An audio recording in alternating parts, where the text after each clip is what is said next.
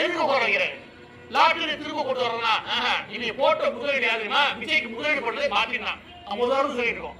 மாட்டி எல்லா மட்டும் அனுப்புனா கூட இந்த கட்சியில மெயினா முதலீடு பண்ணாரு யாரு? ஆதரவு வச்சு இந்த முதலீடு பண்ணிட்டாரா?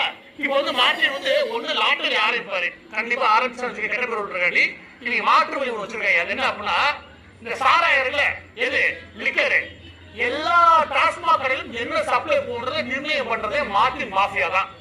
அதுக்குதான் அவர் முதல் சேர்ந்து உட்கார்றாரு. 2000-3000 கோடி அரசுக்காக செலவு பண்ணிருக்காரு.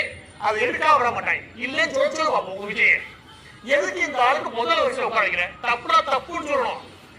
தப்புன்னு சொல்றவங்க நியாயமானவன், அவன் தான் மாற்று. நீ உட்காந்து சிங்கிடுடைய தலைவருக்காக ரசிகர் பணப்பாடு அடிச்சு வச்சுக்கிறேன், அது மாற்று கிடையாது. அதுக்கு எந்த மாற்றமும் கிடையாது. நாளைக்கு என்ன ஊழலும் பண்ணிட்டு நான் பண்ணலைன்னு வச்சுக்கிறேன், நீ வந்து ஊரை வந்து நீங்க தலைவர் பண்ணலையே அப்படின்னு பேசி வச்சுக்கிறேன், பைத்தியம் கூட்டு வச்சு ஆட்சி பண்றதா அர்த்தம்.